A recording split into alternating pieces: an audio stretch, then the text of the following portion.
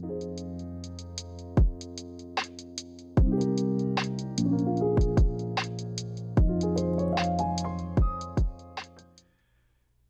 everyone, welcome back to The Pressing Matters. I'm Scott and I thank you for your support. If you haven't already subscribed, please consider doing so. That way you'll be sure to get all the new content that's coming up. So back when I started this channel, I always had in mind to do a review of this album. This is an early Mo-Fi release that totally flew under the radar and still isn't well known among most audiophiles. And that's a shame because it's one of Mo-Fi's unheralded gems. A real sonic blockbuster that is a demo disc extraordinaire. If you think you don't like Gino Vannelli, think again, open your mind, because Gino Vannelli is a top-notch musician, songwriter, and vocalist. You may only know him from some of his later hits, which were adult-oriented pop, but this album towers above everything else he did, in my opinion. If you want to sample what I'm talking about before you continue, I've left a couple of cuts on the Pressing Matters playlist on Spotify, which is linked in the description box below. It's no surprise Mo-Fi chose this title out of all Gino Vannelli's albums. The production is what makes this album stand out. Let me tell you a little bit about this album. This album was originally released by A&M Records in 1974 and half-speed mastered from the original master tape for this release by Stan Ricker in 1980. It was produced and arranged by Gino and Joe Vannelli. The associate producer was Herb Alpert. The engineers are Tony Vicari and Larry Fortner.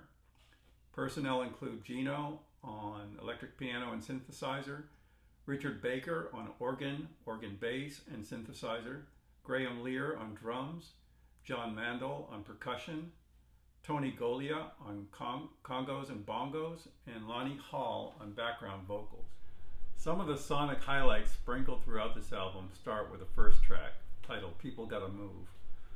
What I really liked on this cut was the moments when the music takes pause and goes to silence and then back up to full tilt. It displays in the very first track the incredible dynamic range of this record.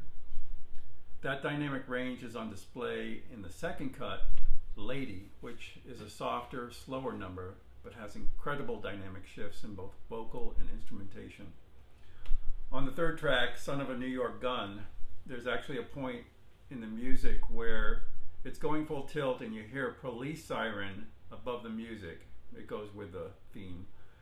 And I've heard it dozens of times, but it never fails to make me get up and turn down the volume so I can see what's going on outside. It's so realistic. The last cut on side 2 is also a standout called JoJo. Features one of Gino's most heartfelt vocals. It's just beautiful. Powerful People on opening of side 2 is another stellar track on the album. And again, it features exciting vocal and instrumental dynamic range that just blows you away. All the usual audiophile attributes are here on this album. The wide dynamic range, wide and deep soundstage, excellent engineering, and outstanding vocals. I've seen this record as low as $25, and for a Mobile Fidelity release of this caliber, that's an absolute steal. But honestly, I can recommend this album at almost any price that you see it at. It's that good. As a matter of fact, if my house was burning down and I could only save 12 records, Gino Vannelli's Powerful People would definitely be among them. I don't think I can give it a higher recommendation than that. If you sample it on streaming and you're at all attracted to the music, once you hear the sound on this edition, you'll be a fan too. That's it for today for The Pressing Matters. Once again, I'm Scott, and thank you for tuning in, and I'll see you next time.